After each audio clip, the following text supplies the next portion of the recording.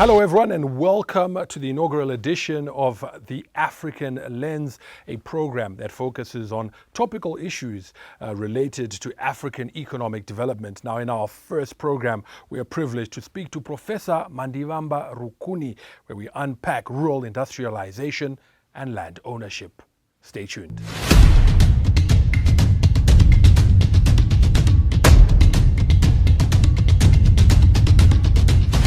Professor Mandivamba Rukuni, it is a pleasure for you to join me on this discussion. Thank you so much. There is clearly a huge appetite for land, people going out into communal areas, acquiring land, building and developing that land. Perhaps as a starting point, could you make us understand why we are seeing this? What is behind this phenomenon? Yeah, the appetite for land is growing and growing fast, not just in communal areas. It's not a communal area thing only, it's all land.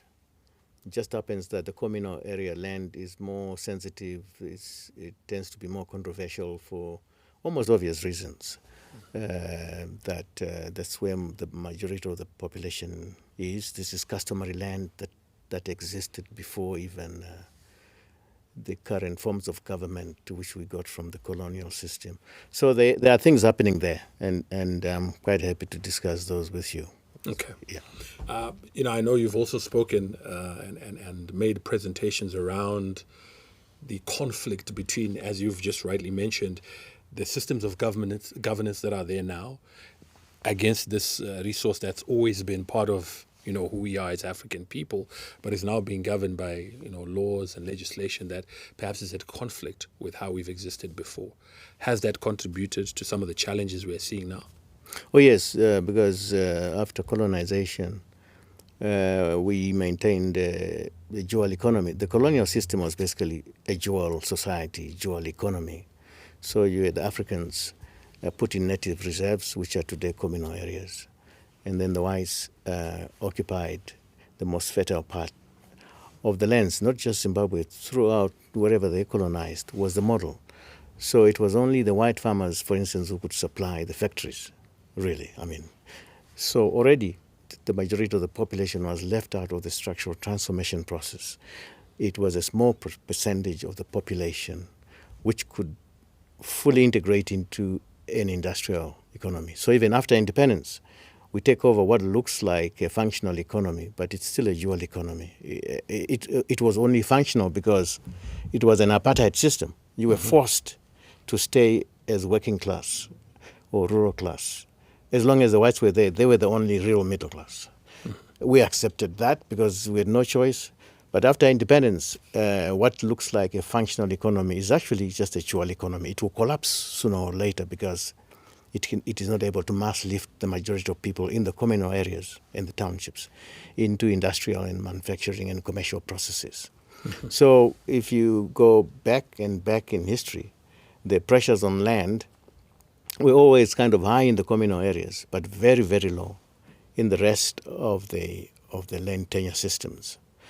So today, the demand for land is insatiable because the creator of this universe made sure that everything multiplies except land and time. So the demand for land will never go back. It will continue to increase, and there's less and less land. But because the legislation that protects land rights was much clearer for urban land and commercial farmland, which the whites held, because they had a title deed. It then appeared as if it was the only secure type of tenure. And today it is still the only clearly secure type of tenure.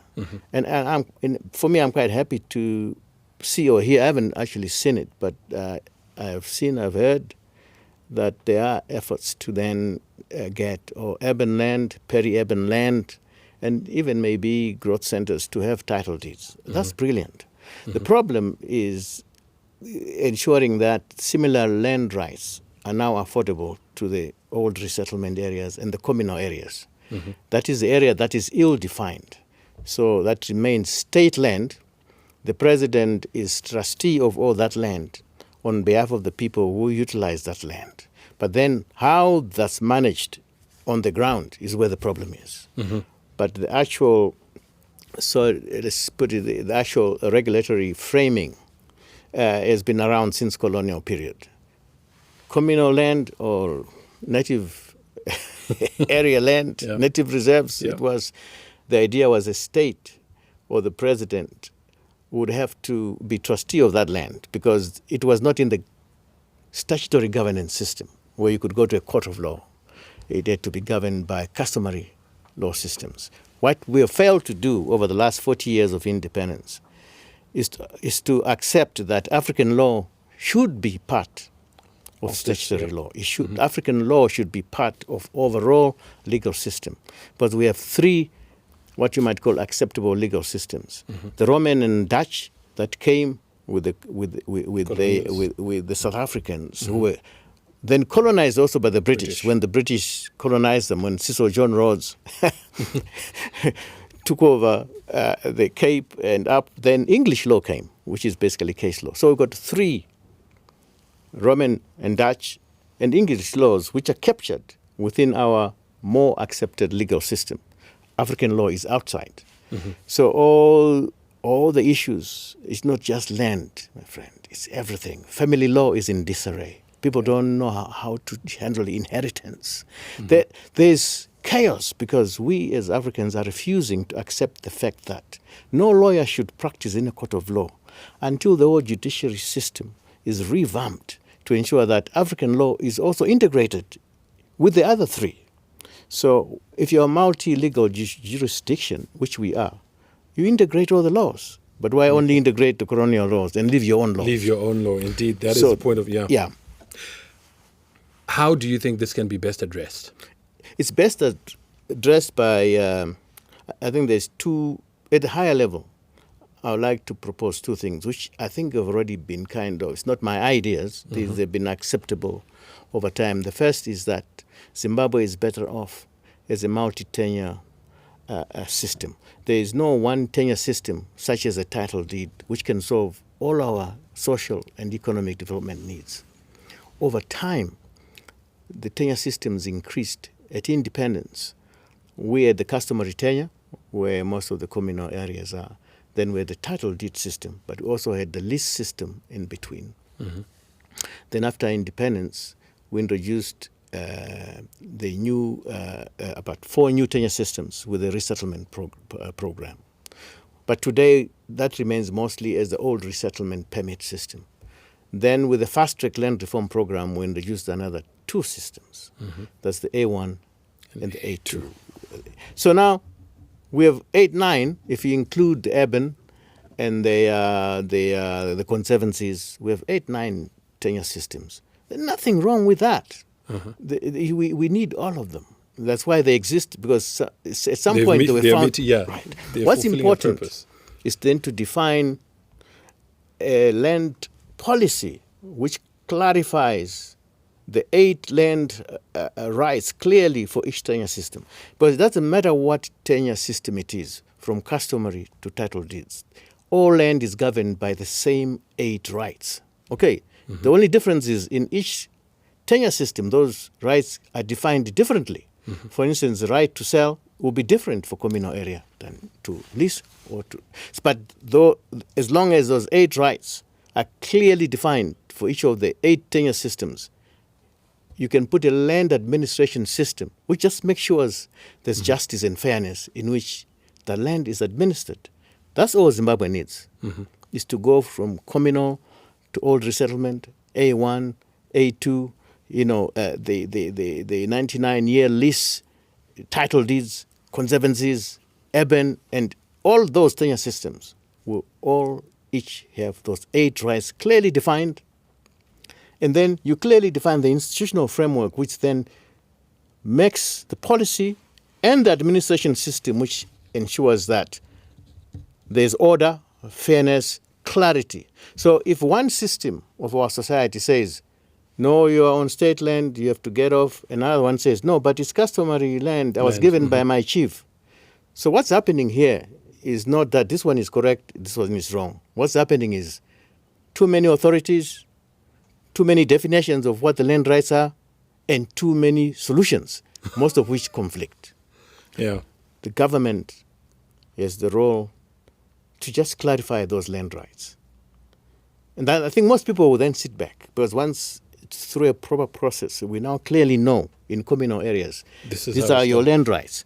Here's your land governance system. Here's your land administration system.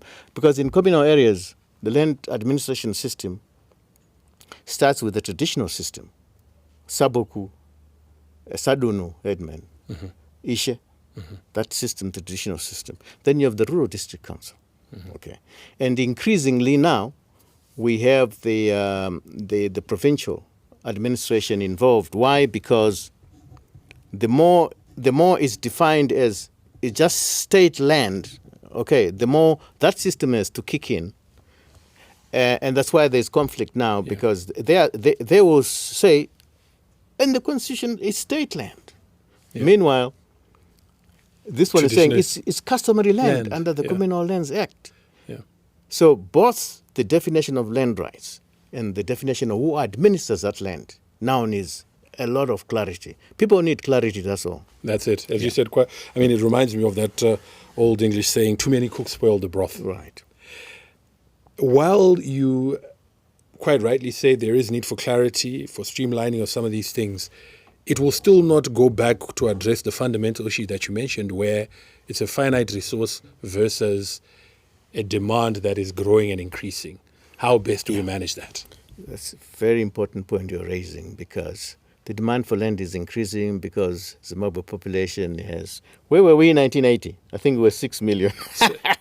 Well, I remember on a side note, I remember growing up as a child, I used to support Dynamos, and we used to call ourselves the 7 million because it was the entire population, so 7 million is... Yeah, today we're more than doubled to 16 million? Yeah. Now, if you go back to the land reform program in the early 80s, between 1980 and 83, 84, the mantra was, we are decongesting the communal areas. We want to decongest the communal areas. But what? If your economy doesn't change structurally so that you're increasingly a manufacturing and industrial society, you can divide land forever. You will never decongest the communal areas if you're not industrializing. So the long-term solution to decongesting communal areas is massive industrial transformation. But proper industrial transformation does not leave anyone behind. Okay. So when President Mnangagwa says, leaving no one behind, no place behind, if you put that in economic terms, it means that as you are industrializing and increasing the manufacturing processes, it is happening at every level, from the village to the townships to the small towns. They all should be manufacturing. So don't even call Rusape a town if it's not a manufacturing town. Masvingo, Chegutu. If you're not manufacturing, you're not a town. You're just a dormitory and a commercial and administrative center. So leaving no one behind means, as you support your small farmers to increase production and productivity and diversification of their product base, you are immediately integrating them to the manufacturing and industrial processes, starting from as close as possible to where you're producing, so that hupu, bread, huku chaizo, and stuff like that are processed as close to consumption as possible. That's how you create the jobs. So industrialization is not a mechanical process of just building factories. It's reorganizing society so that at all levels they are participating in these processes. Manufacturing does not have to start in Harare or Bulawayo. It should start to the ground. That's how you start decongesting communal areas, because the same people in communal areas will stop needing land to grow, because fewer people will supply the factories. And more people go into the manufacturing and secondary industries before you even get to town. So in a way, you may have spoken to it, but when you talk about manufacturing and industrialization, we're told that you must do this when you have a market to supply. So who are they manufacturing for? If they're doing hupu, as you say, and all these things, and Mashingo is doing the same, and Chimanimani is doing the same, who is the market? So the problem we have in Africa and Zimbabwe also, is we were taught by the Western economists that the market is God. It exists. You obey the market. Okay, just like you obey God. That's how we are taught economics. The Eastern world, complete opposite. The market is developed.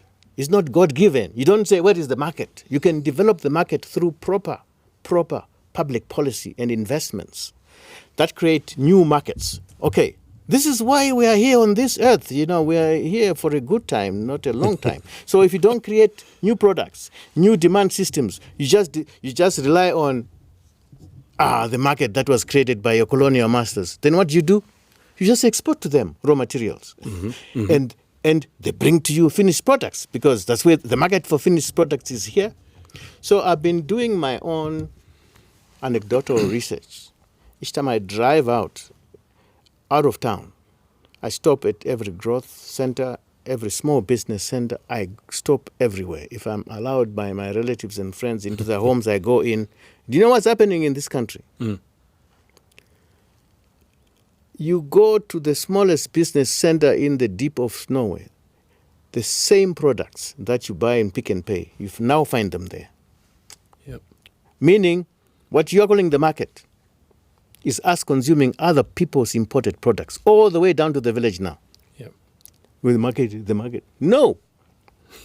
So you create the market by manufacturing as close to production as possible, because every human being, you and me, consume food every single day. The food market alone is a local market. You don't need to consume stuff made in Johannesburg and then import even toothpicks from China.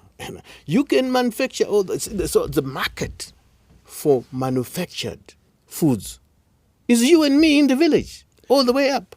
We are also told, and maybe again, as you're saying, this is, conventional economics. We're also told that we are consuming, the reason why we're consuming toothpicks from China or food from Johannesburg is because they produce it better, cheaper, and more efficient than we do here. So, my friend, that's economics we were taught, but taught wrongly. Okay. Because you don't need a textbook on economics or even a degree in economics to answer the following question. If you make bread in Marondera, then you truck it to Beitbridge and still sell it for $1. At what cost did you produce that bread for it to be profitable?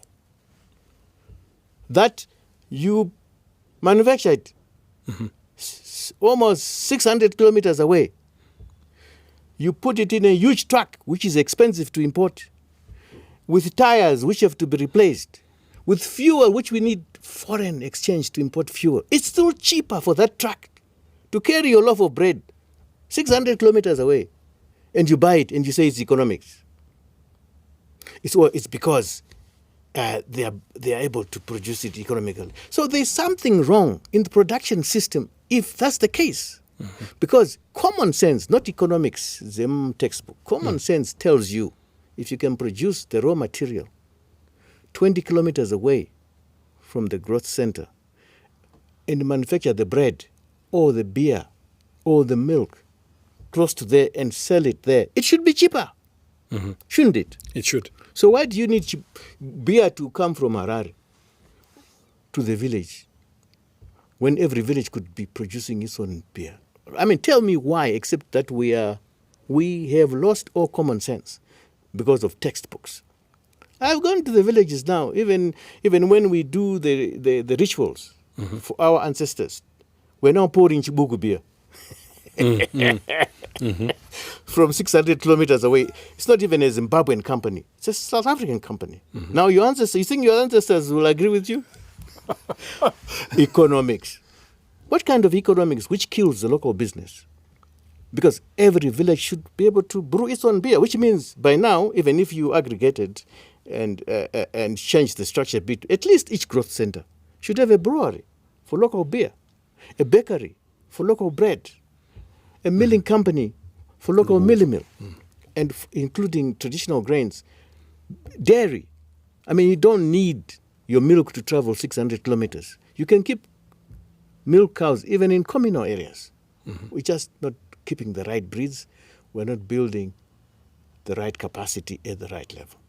So I'm afraid, in as far as, and I know that it's not only in Zimbabwe, because I've looked at the land issue throughout the whole African continent. African governments are trying hard to figure out how do we do with this customary land. Will it ever be part of the development process or it's outside? Yeah. But because we still have the colonial structure where your few cities are over here, the infrastructure between your large cities and your customary areas, the infrastructure is so bad.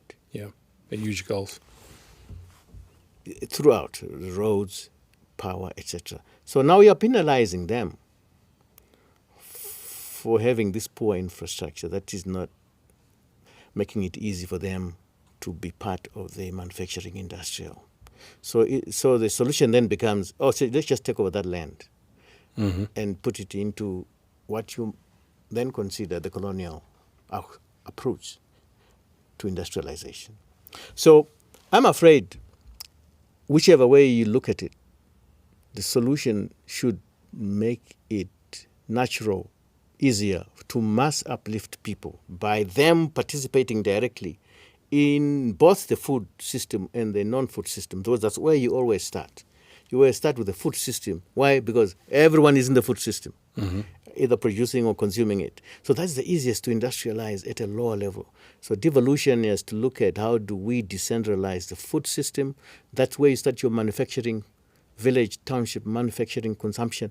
Those smallholder farmers in the communal, what we're calling communal land that you want to take over and use for something else, is the same land that will mass uplift people into industrial and manufacturing processes. Okay. So yes, it's easy to kind of analyze and criticize, but I'm hoping to come across to you as a strategic issue. Yeah.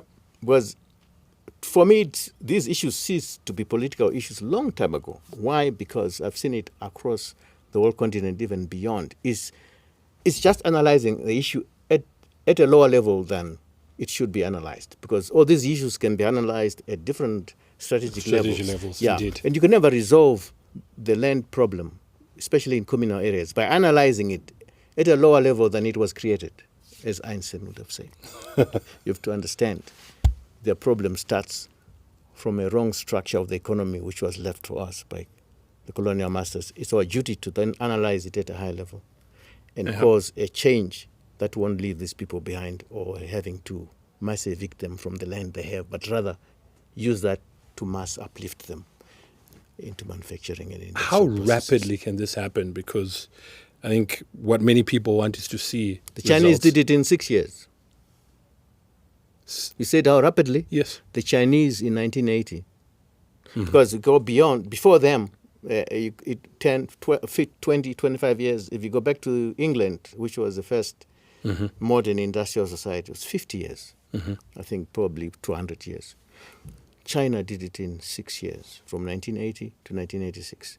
They changed the policies, like I'm suggesting now, in 1980, to make sure that the smallholder farmers are now supported directly by government and the kind of commercial processes to be able to produce and manufacture locally. In 6 years, they eliminated the food problem. They were poorer than us in 1980. By 1986, they'd eliminated the food problem. And by early 90s, village township manufacturing was everywhere. Even you and me, I remember we're eating noodles here from China, remember? Yeah. Yeah. So within 14 years, they'd reached a stage where food manufactured in the village in China, like the noodles, were not produced in Beijing. They were being manufactured in the townships. But they ended up here because they were now full. Yeah. They'd improved the production processes. Yeah. The same applied to non-agricultural products, hardware products, textile products. They were coming in. We used to laugh at them at the beginning, remember? The Xinjiang, the Chinese products. Which for me, I didn't laugh for too long because I'd seen the same thing happen in the 60s. I was old enough to see people laughing at the Japanese products in the 60s. Same thing happened to the Chinese products. You start with, oh, it's cheap product, it's not durable. But they become better blah, blah, and better. Better and better, and fitting the economic situation. And I think that's where we need to go. We need to go to a situation where we first and foremost focus on the infrastructure. The colonial infrastructure won't deliver a rural industrialization agenda. Okay, the same amount of effort the Zimbabwe government has put into the mass trunks, the roads, the beautiful. I mean, really great. As far as I'm concerned, it's one of the major achievements over the last 5 years. Now, but that's the old colonial infrastructure. So doing Bight Bridge, Harare will only increase imports. It will only come quicker. Yeah, that's true. We're also going around. Yeah. What we need to cut that off by now connecting the villages and the townships and growth points easily. They connect quicker into Harare. People should be able to come into Harare and out quickly. Go into their growth center and out quickly. And then you are connecting that now with what you have recognized as people are already tired of the big cities. They're already going back home to build nice houses. Yeah. They now realize they'd rather retire there. That's home.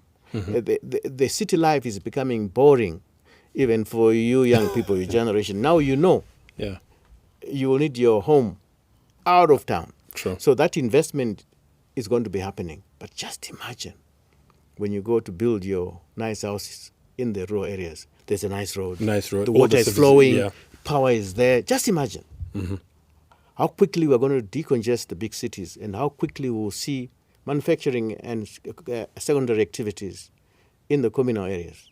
They'll be booming. Jobs will be created there. Schools will be built there. Universities will be built there. No one will want to come to Harare where everything is congested, a petrol station in every corner, noise. In another 10, 15 years, it should be the communal areas where everybody wants to go. Yeah. So I hope making a bit of sense in saying that is how you see the structural transformation. Indeed. I think structural transformation, making sense. What I would love to know is, I mean, these sort of transformation you're talking about will threaten those with vested interests who are entrenched. So there are multinationals that thrive on things being the way they are, as you quite rightly said, this dual economy. So, will they sit by and say, let Africa industrialize, become this huge powerhouse? Yeah, once again, I used to look at that question, very important question. I used to look at it very politically myself in my youth.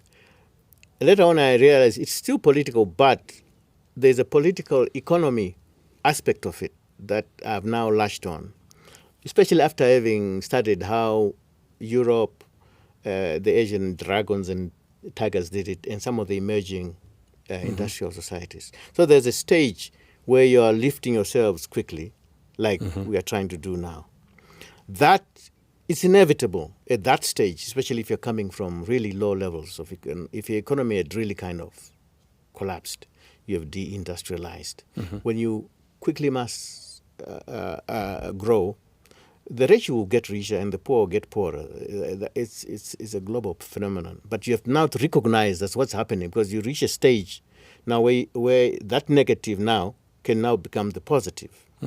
That's managing political economy, I mean. So the entrenched ones' interests, what you're talking about, especially the ones who would lose by opening up more of the barriers to entry into the industries.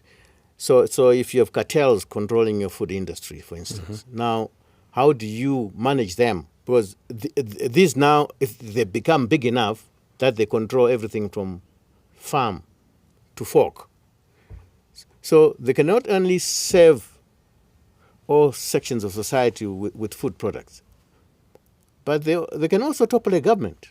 Because now they can just say, we've run out of chicken, or the price of bread is So you need to then managing the political economy elements there become, how do you make sure that those with entrenched interests, because they now become so big, they've now monopolized, they're blocking mass integration of other people in those industries. Then it's now shifting your light industry, heavy industry relationship.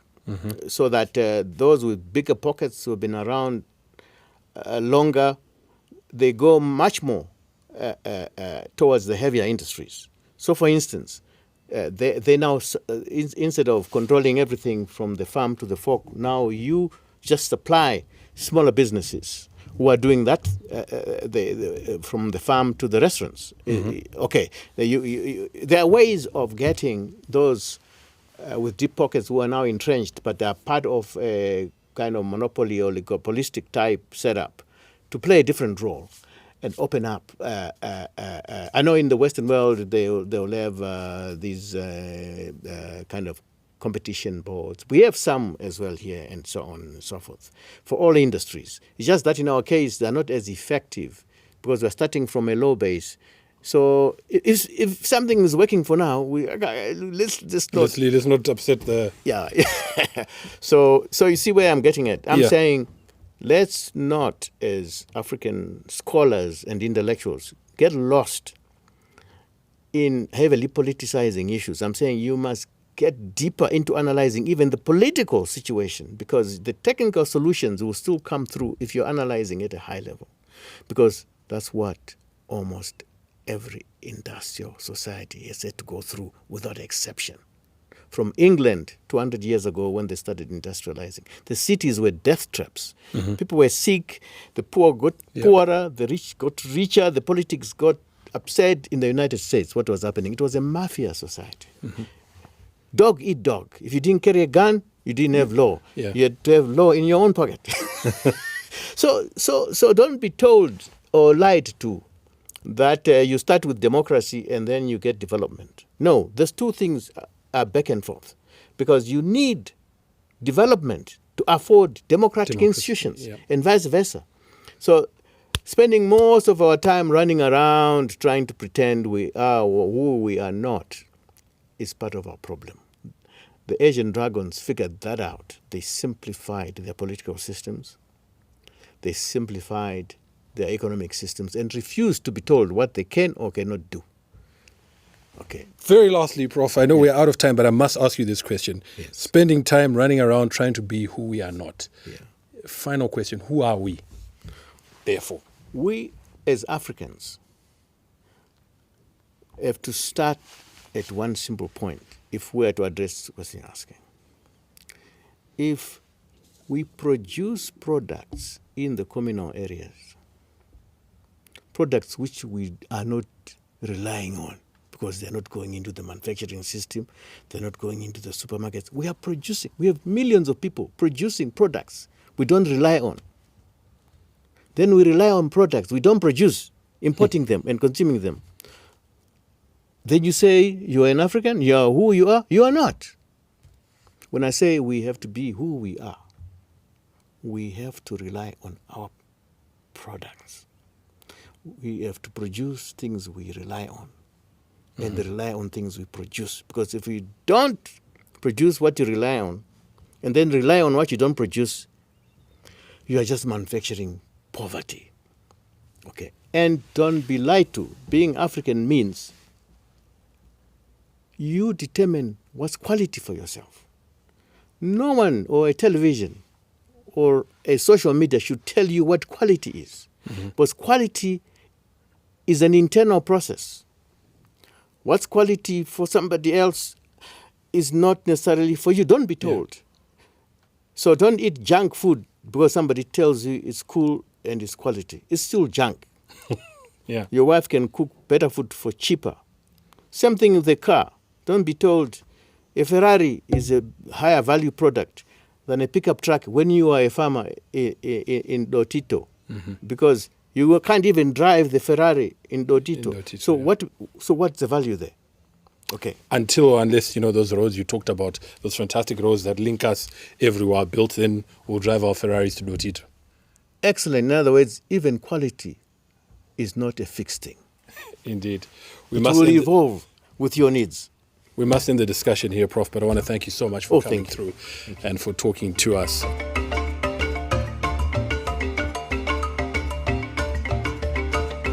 Allow me to just ask you to share if you have any particular saying, African proverb, African wisdom that you might share and that you think will be of value or that has certainly been helpful to you or guided you in how you go about life? Yeah. So I'll say it in English. So I suppose it's going to be many people listening. As I said before, we are here for a good time, not a long time. Okay. No one lives forever. But before you know it, time is gone.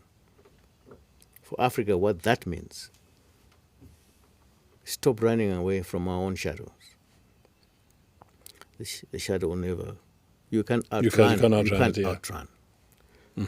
But more importantly, by being who we are, by going for, by modernizing our products, not westernizing them, we are going to be the biggest economy in no time. Because when you modernize what you have, like, I put on a modern African design, we now have African foods that go global. We have African architecture now being looked at, African fashion being copied in Paris.